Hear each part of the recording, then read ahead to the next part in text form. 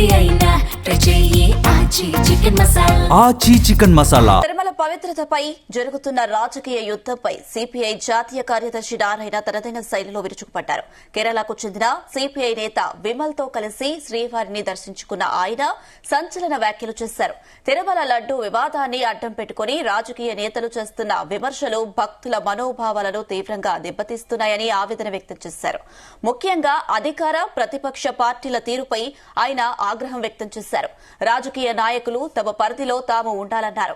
తిరుమల లడ్డు వ్యవహారంలో భక్తుల నమ్మకాన్ని బజారున పడేయొద్దని హితవు పలికారు. మీరు రాజకీయంగా ఎన్ని విమర్శలైనా చేసుకోండి, కావాలంటే కత్తులతో దాడి చేసుకోండి, మాకేం అభ్యంతరం లేదు, కానీ భక్తుల మనోభావాలను మాత్రం దెబ్బతీయకండని స్పష్టం చేశారు.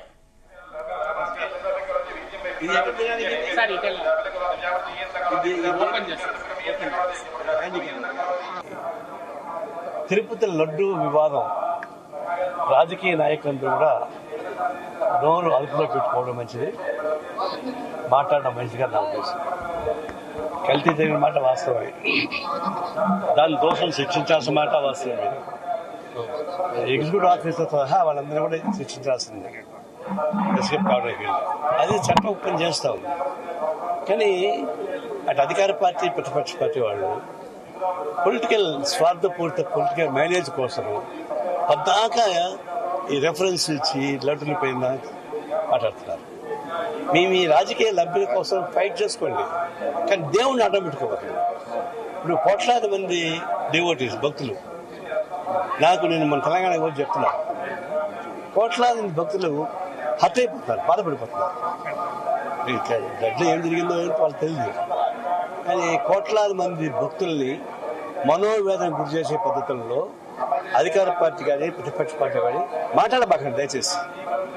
ఇది సుప్రీంకోర్టు ఇన్వాల్వ్ అయింది, సీట్ ఎంతో జరిగింది. ఈ పార్టీ ఇవ్వని ఎస్కేప్ ప్రయత్నిస్తారు, చేయకూడదు, ఆయన ఉండాల్సిందే.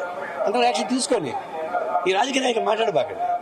మేము పొలిటికల్ ఫైట్ చేసుకోండి అధికార పార్టీ ప్రతిపక్ష పార్టీలు, కానీ దేవుడిని అడ్డం పెట్టుకోమని చేయబాకండి. దయచేసి స్టాప్ చేయండి ఆ డిస్కషన్. మిగతా మీ పార్టీ మీరు కొట్లాడుకోండి, నాకు అభ్యంతరం. కుస్తీ పట్టుకోండి, కొట్లాడుకోండి, ఒకరు నరుక్కోండి, నాకు అభ్యంతరం. బట్ దేవుణ్ణి అడ్డం పెట్టుకుని చేయబాకండి.